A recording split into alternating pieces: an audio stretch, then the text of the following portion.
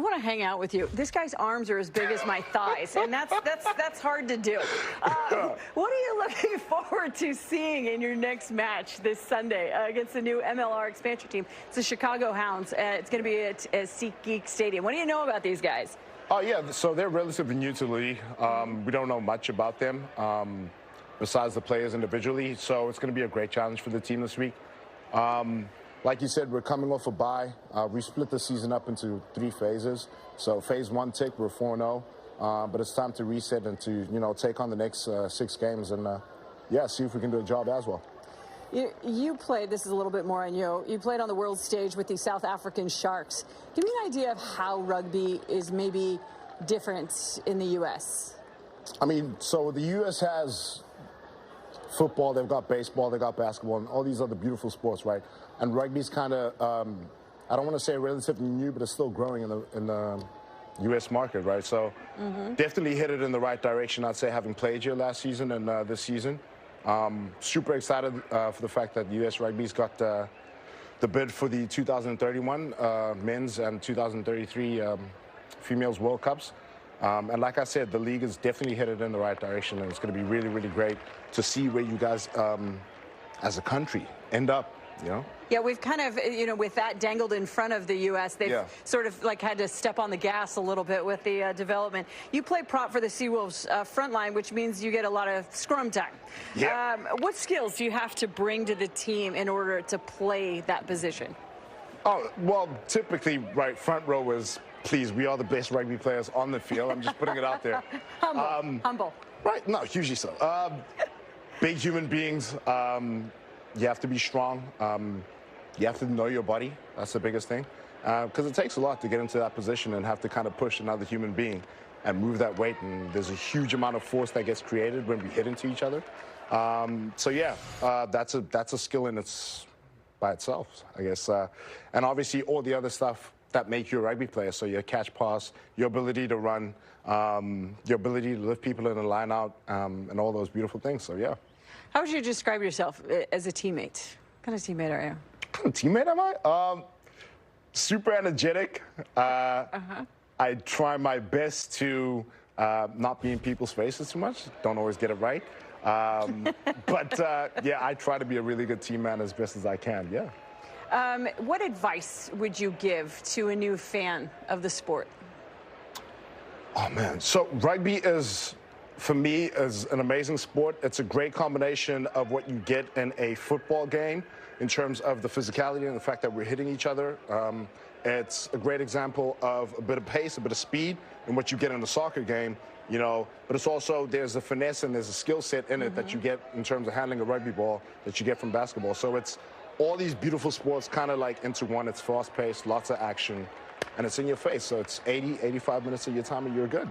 No, it's so crazy to watch. It's a beautiful, just incredibly powerful game. The Seawolves have a few new players to the squad this season. How is the team coming together and gelling?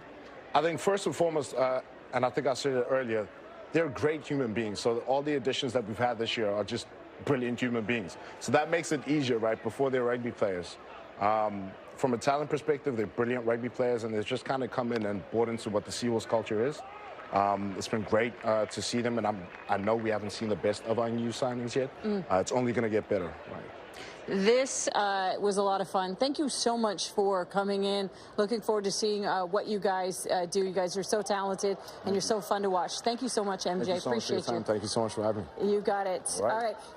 Guys, as we get it back down to Aaron and Mike, Castillo was one of the ones I was a little bit worried about with the pitch clock, but so far, so good, right? Yeah, he actually says that he likes the pitch clock, which I think is a little bit of an upset special, Mike. I would say so. It's a strikeout, though. Strikes out Trace Thompson for round number 1. And we'll take a look at the strikeout. The breaking ball looked like just off the outside corner. Kind of able to hold on to it. So, have to go up Camelback Mountain twice in a day or play rugby. Oh, jeez. I'll go 3 times. With the weighted vest. Here's Rojas. That is a rough sport. So we started last year hearing legends of Diego Castillo throwing a football left-handed. We investigated. Have you seen it? No, I have not either. But we've heard it from very good sources. We investigated and asked Diego, and we learned that ever since he was really young, he has loved baseball so much, he has wanted to take care of his arm by not overusing it. So he taught himself how to throw left-handed.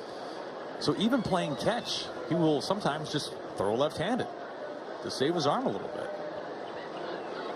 We talked to Matt. I've seen him with a glove on his right hand when he's shagging.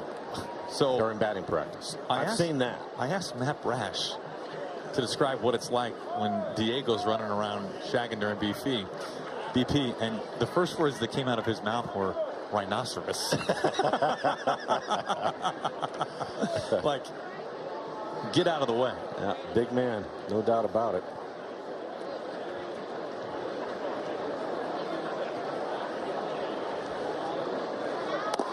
Have you seen him with the glove on his right hand? I haven't. You haven't? I gotta watch these guys play catch more often. Yeah, it's a pretty common thing. Not necessarily playing catch, but when they're in the outfield, when the hitters are hitting and he's out and apparently he does that all the time. Right.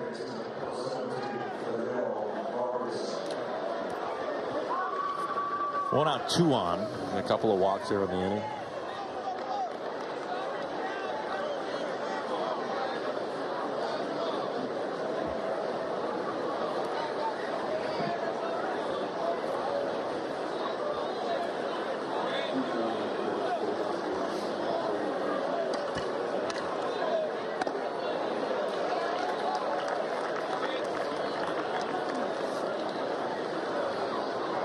Really does speak to the depth of this Mariners bullpen that Diego, who at one point was a closer for a World Series team, isn't even the highest leverage guy or even top two really highest leverage guys for this Mariners bullpen. Now, you were a high school quarterback. Did you throw the ball left-handed? I can't do anything. I can't brush my teeth left-handed. I'm with you on that. So the idea of a guy actually, I mean, he's throwing it in from the outfield left-handed. Right. Can't relate to that at all.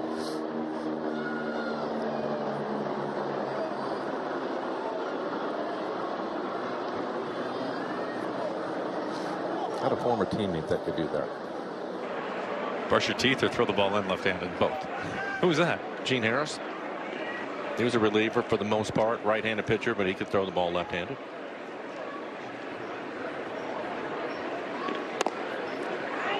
I think he was a defensive back at Tulane, as a matter of fact. But he played with the Mariners.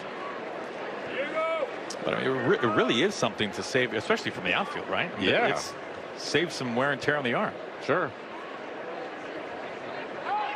Another throw to second. Ooh, they almost got another. It was well timed again. Talked about that earlier in the game. It's a timing play. And a pretty good throw, too. It's right on the bag. Jose Caballero has taken over at second base. Mason McCoy now at shortstop. Breaking to third. Both guys taken off. The tag safe.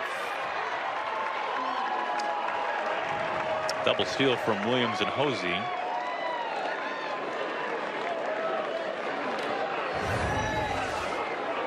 No chance to go to third, so Cal tries to get the trail runner and bounces it down there. It's on the wrong side of the bag, so really not much of a chance to get the runner.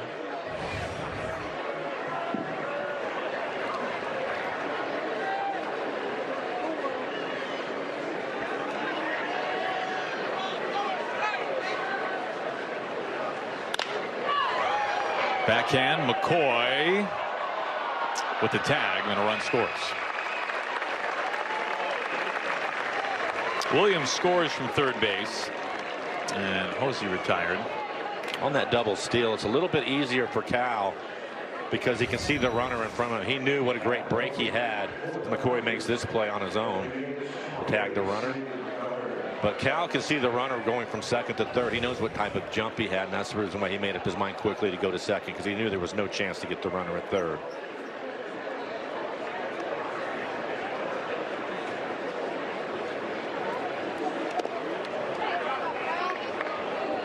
Ball in the dirt. Duggar now batting.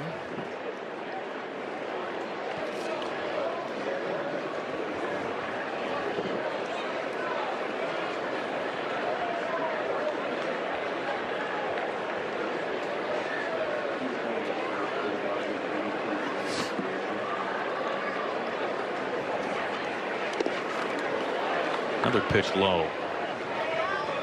He's having a tough time with his command on the slider.